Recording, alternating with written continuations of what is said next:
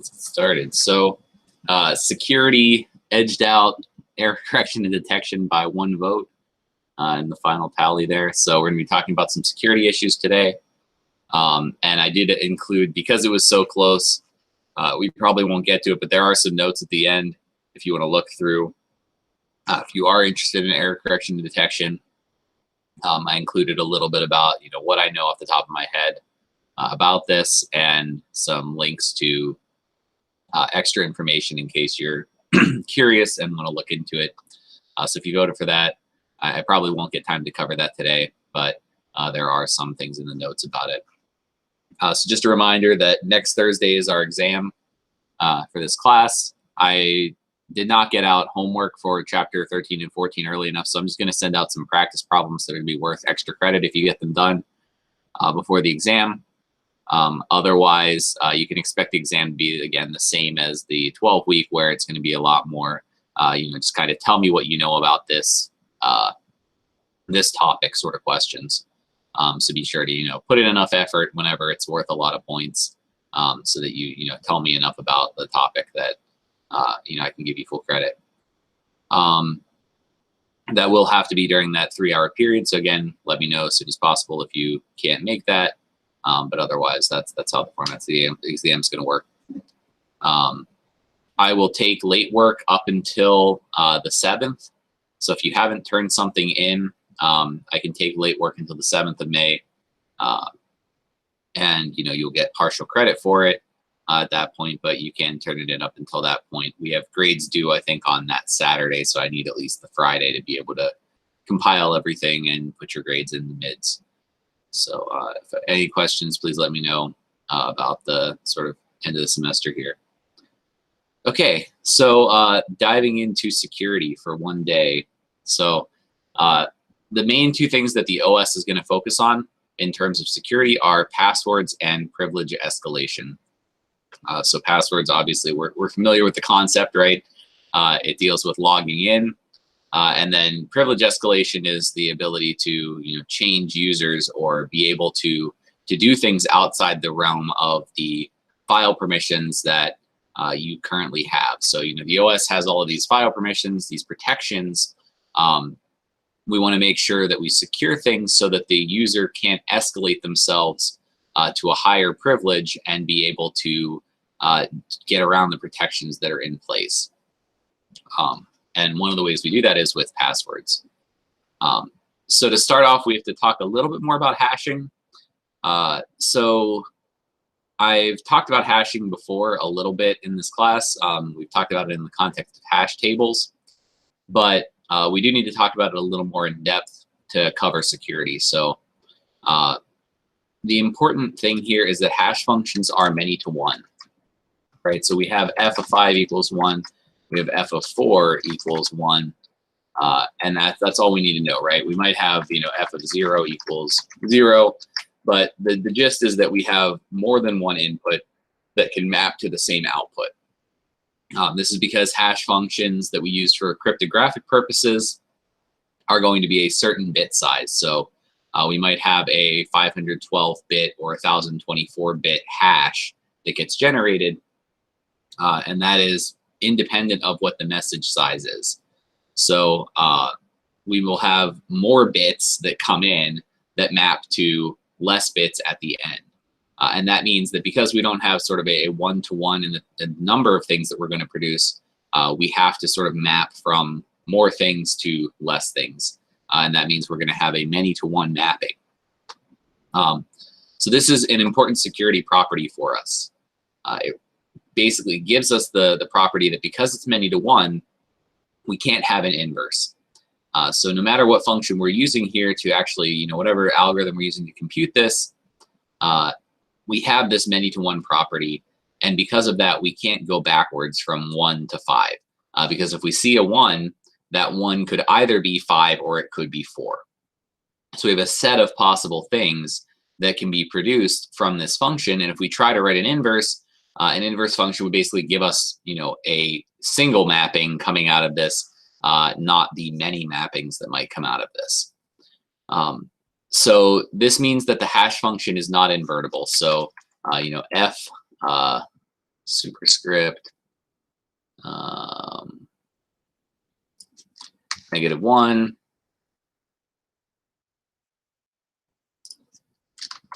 of X does not exist for a hash function. This is an important property for us. This means that we can't take the hash of something and produce the original value. And so often we're going to use these in the context of a password. We can produce a hash of the password. If we are given the hash of the password, we can't produce the original password from that hash. So we can always sort of go in the opposite direction. Like we can always say f of password equals hash, but we can't ever say f -1 of hash does not equal password. So we can't compute that second value. So this gets used in Linux quite a bit and in Windows as well. And we can look at kind of the properties of these through this type of a website. So if we think of our VM that I gave out at the beginning of the year, if you remember, the password was just EC404. And we can generate an MD5 hash of this based on that text. So the sort of important thing here is that this is our hash for MD4. I'm just going to put it up in the top here so we can have it saved here to reference it. I'm going to also put an EC404 with a space after it. And we can see that this is very different from the original number, right? Our original number is there. That's what we hashed if we had EC404 without a space after it. The number now, E3, F, so on and so forth, is what we hash if we add a space after it. So a very small variation in the password can lead to a very big differentiation in the hashes generated by those passwords. So it's not necessarily true with a hash function. In a good cryptographic hash function, this won't be true. It's not necessarily true that these hashes are going to be similar if the passwords are similar. So similarly, like if we did, EC405, right? We're just updating by a number. We get a totally different hash coming out of there. So this means that, given the hash, if we have some similar passwords, the hacker can't or attacker can't figure out like, oh, hey, this is probably roughly the same as this other thing because of the fact that the hashes are similar. I can give you a very quick overview of the MD5 algorithm, but it is pretty complicated. Is it practical to hash a hash for added security? You can do that, and a lot of them have that sort of built in. So right here, this is the sort of MD5 hashing algorithm here. So you pass in A, B, C, and D are constants. F is some linear function that takes parts of, it takes A, B, C, or B, C, and D as inputs. And we basically do some like XORing or some ANDing and ORing and NOTing. These functions are, these F functions are different in different rounds of MD5. So basically we'll do some computation on these constants. We will XOR in the input message and the arbitrary value with that. So we sort of XOR a bunch of stuff together. We left rotate, and then we XOR in some other values, and then we sort of rotate these values around. And so this already sort of does this as a, it does 64 rounds of this process. So, coming out of here, then these would go back up to there. The message would go in again. And eventually we get A, B, C, and D as our output hash that has been, sort of combined with that input message. So this is deterministic. We will get, we will get the same output every time for the same password. And these things are all known. So this is sort of important, is that like the A, B, C, and D values used by a particular hashing algorithm are known. The functions that are being used in each round are going to be known. The left rotate is going to be known, but because this is still going to produce a fixed size output for a different input size, unlike different inputs are going to produce the same possibly output, we still can't go backwards even if we know all of these. So yeah, it is practical to hash a hash for added security if you want to. It's not necessarily more secure in that case because it should already be cryptographically strong if we've hashed it once. It shouldn't necessarily have to be hashed a second time. And so yes, websites store hashes, correct, not the password. Why can't the hacker take an output and generate an inverse of the hash so that when he inputs it into the password field, it appears to the website like the correct password? That's a good question. So yeah, so a website, this is what a website would use, right? Like when you log into Facebook, you enter your password, or any other website that you log into, you enter your password. It's not safe to sort of send your password across the network, right? If you send your password to the website in plain text form, anyone that's snooping your web traffic is going to be able to see that password and then could log in as you. So the trick is to basically make sure that when you log in, we sort of match against that hash. And so I think generally what happens is like the website will send the hash to you, or you'll send the hash to the website, and that'll be a comparison that happens based on that hash. Then the yes, you can log in, or no, you cannot log in can be sent. It is possible to spoof that, right?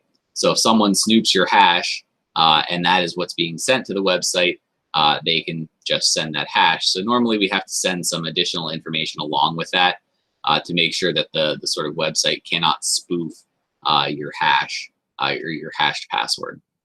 Because normally this is what is going to happen is you're going to send in that hash, they're going to compare against the hash, and then they'll send back whether you can log in or not.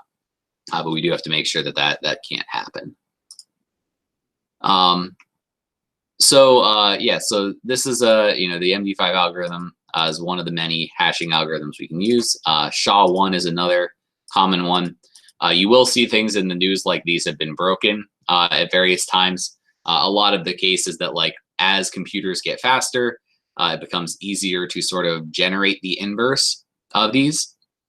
So the way that we can break this, of course, is that because we do or we are able to sort of generate the hash for a given value, we know what the hashing algorithm is. We can do something like what's called a rainbow table. If you've heard of these, which would be like f of password equals hash1, f of QWERTY equals hash2, f of ABCDE is hash3, f of 00 equals hash4, so on and so forth. So these are common passwords. If we know common passwords and we know the hashing algorithm, we can generate the hash for each of these common passwords. And so when a website, for example, suffers a data breach and their passwords get leaked, those passwords are probably leaked as hashes. But an attacker can basically then take those leaked bits of data, check it against a rainbow table, and figure out what your password was based on some common passwords. And this might be, you could technically do this for f of a equals, x, f of b equals x, f of c equals x. You can basically do this for every possible input to the hash function, and then you have a table of every possible password's hash. That takes a long time. So generally, it's just done for the sort of common case simple passwords, hence why ITSD makes you follow all of these rules about making sure that your password is a certain length and has certain special characters in it to make sure that it is not in one of these rainbow tables that hackers can generate. So passwords are sort of the main benefit of this. I'm going to show you one other thing that you can do with these that most people don't use, but maybe you have. So this MD5 sum function that we have on Linux can compute an MD5 128-bit long checksum of a file. So what this can be used for then is basically we can say MD5 sum -b of test, which is a C file that I compiled earlier. And we can check, or like a lot of companies will do this. A lot of people posting software online will do this, where you post an executable or a binary that you're downloading with a checksum. So the idea is that, you know, downloading an executable and running it is scary. Running an executable on your system means that that executable can do anything that code can do, which is everything to your system, everything that you have permissions to do. And so this can basically check to see, did an attacker change this executable as you downloaded it? You know, so like, did I intercept your connection and then give you a hacked executable that's going to take over your system instead of, you know, putty.exe or minecraft.exe, whatever, you know, whatever you're downloading. Like if you're downloading the Minecraft installer and I intercept your connection at that point and send you an installer for a Trojan horse instead, this type of checksum can be used to make sure that you have actually downloaded the thing that you wanted to download. So the, you know, the person that posts the software for you to download posts this checksum as well. And if we have a different executable that you ended up getting, you can see that the checksum is not correct anymore. And you can then check that to see what is happening. How does hashing work in blockchain? That is a good question, and I do not know enough about blockchain to answer that, unfortunately. I will look that up for you, and I will get back to you on how that works. I have looked it up a little tiny bit, but it's one of those buzzwordy things that is not interesting enough to me in terms of research topics. So I haven't looked at it too much, but I will get back to you on that. So yeah, so here basically, you know, what we end up with is the ability to sort of check. We can, you know, check downloaded files to see if they've been changed. So quickly, is this sort of foolproof here? Can a clever enough attacker break this guarantee? Just shout it out if you have a thought. I guess like if you change it such a way that it still generates the same hash. Right. Yeah. Rip. Yeah. So usually this property, the many-to-one property, is good for hashing. But in this context, it ends up being a bit of a liability because a clever enough attacker can try to change the executable or sort of produce a you know, different executable that meets that hash code. And like, I think, let me see if this has stuff included with it, with the downloads. These have signatures included with them, so these are actually a little more secure. So if you find a website that like has one of these MD5 codes associated with the file, I mean, that's public information. So an attacker could have sort of a limitless amount of time to sit there and find a, you know, hacked file or a, you know, an executable that's going to take control of your system that matches that hash code. And you can sort of do that by, you know, we saw that adding even just like a little bit of padding can change the hash that you're looking at. So, you know, within the bounds of like C code, it's pretty easy to like, you know, change some extra characters, add some extra spacing, you know, add comments that, you know, have some random text in them. And you can, you know, change the output of that executable and change the hash function that's going to be generated there. So it's not too hard to sort of do that even within the context. You know, we can add padding in terms of where the code is. We can add extra variables that get stored and change the executable's layout. That's all possible.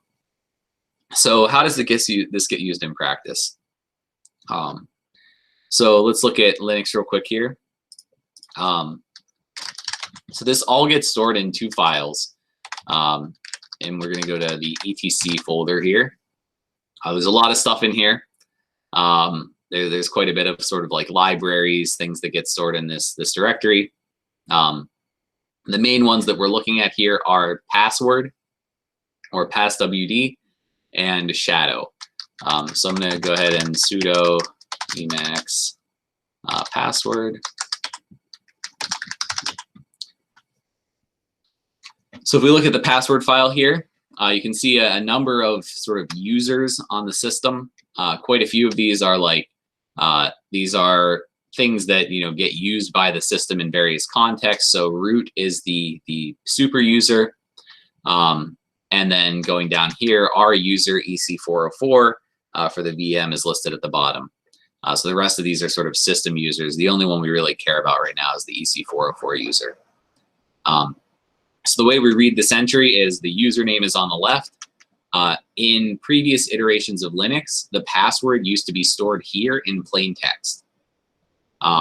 Obviously, that's a bit of a problem. And so this is no longer the case that this is stored here. Now it is stored as a cryptographic hash, and it's stored in a different file. There's the user ID, the group ID. So these are all associated with accounts and make checking things like file permissions quick. And then we have some information about the user. So normally this would have like username, like the actual name of the person, an email address, things like that. Just basically contact information for that user. And then we have the user's home directory. So where do you start when you start a terminal? So if I control tab and CD to home, our directory is going to be home/EC404. And then finally, the shell that you use to launch commands. So bin bash is what executes the command line stuff. So this is what actually the program that runs all of our commands in the OS for us. So you can see no password here anymore. That password is now in the shadow file. So the shadow files maybe a little more interesting. A lot of these don't have passwords set because they are just system utilities. They're not something you can actually log into. Root is a little special, and I don't know that I actually set the root password on this account, so I think that's why it has an exclamation point. It's just basically saying like this has never been set, so you can't log in as root on this virtual machine. You can only use sudo as EC404. So let's look through this. So EC404 again is the username. The information at the end here, so all of this is separated by colons. This is all information about like how long it's been since you've updated your password, the minimum number of days to update your password, the maximum number of days when they'll remind you to update your password. So this is just sort of account security stuff, making sure that we have fresh passwords and get those fun email reminders 30 days out that everyone ignores. The rest of this, the first parameter here that's separated by dollar signs. So this dollar sign is used as the separator for this parameter. The first thing here in between the two dollar signs is a 1. That means that this used the MD5 hashing algorithm. So there are a number of different algorithms that we can use here. All cryptographic hashes, sort of. There's MD5, Blowfish, and SHA-256 and 512.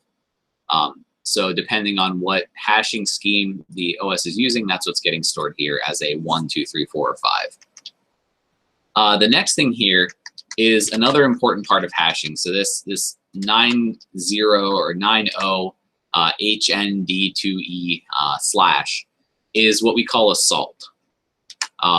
And so this is added in to the password to ensure more cryptographic security. And then the final thing here, this YZ, etc., over to the colon, that's the actual hashed password. So the reason we have this salt included is because of this rainbow table issue. So if I have my password EC404, if I use that password with MD5, it's always going to generate that same hash. So instead, what we do is we add in a salt either before or after, or we like XOR it somehow with that password. Usually it's something more cryptographically strong, like XORing it with the actual password. And we generate a completely different hash. So this ends up being unique in some ways to the system that it is stored in.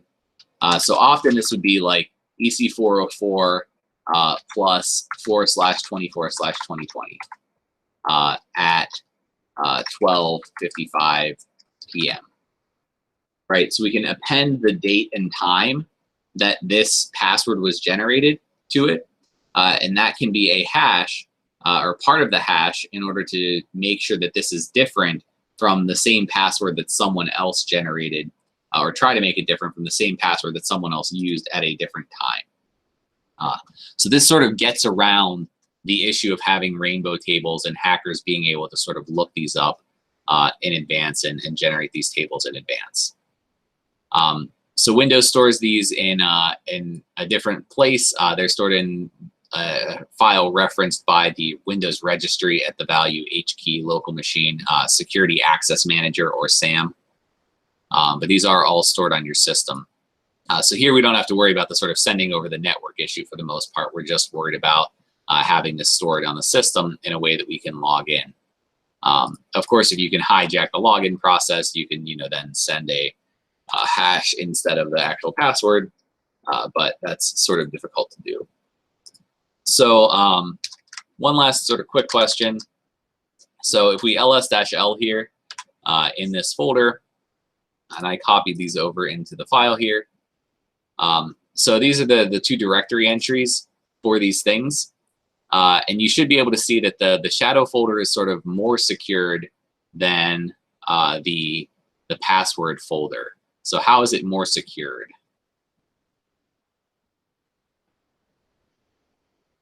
It's only the, what is that, user can read it? Yeah, so user writable for both of them and readable. Yeah.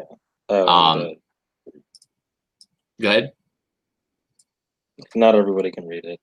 Yeah, not everyone can read it. So the password folder or file is readable by everyone. The shadow file is only readable by the root and shadow users.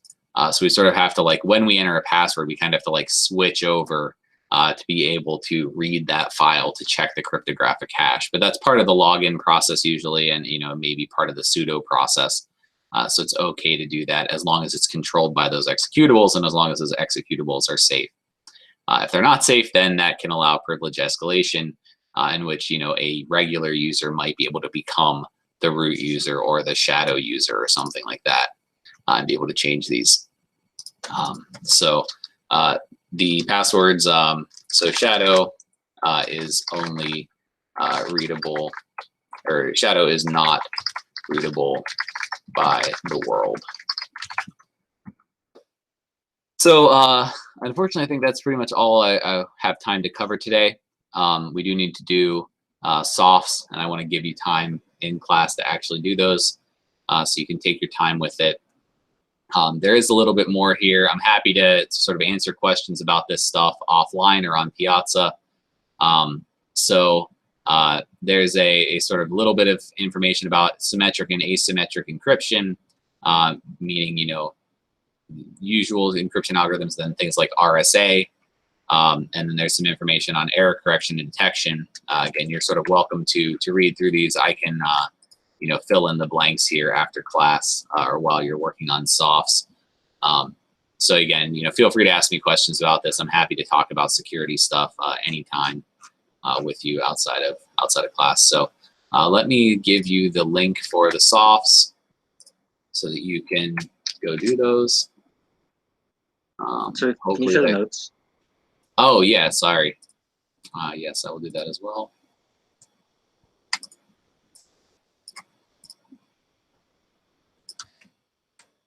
Okay, so those should be there, and I'll put them in Discord, and I'll put the soft link in Discord. So yeah, please do the softs. Please take them, seriously. It is highly likely, I think, that we will be doing more online education in the future. So keep in mind, I forget where we landed on asking you questions about online stuff. If you've done that before, you might know for different class better than I do. But there will be some questions, I think, on the online education part of this. So please feel free to share your thoughts on what we should do if we have to do this again in the fall, or if we have to continue this even further. So hopefully we're not doing that, but please let us know what we can do better. This is sort of it is still early in my career, so I do appreciate any feedback you have on my techniques as a teacher and the design of the course and things like that. I'm happy to keep improving things based on your feedback. So please take them seriously and, give as much feedback as you can. I really appreciate it. And so the rest of class today is just filling those out. And then I will see you on Monday for some review. So let's stop presenting and stop recording.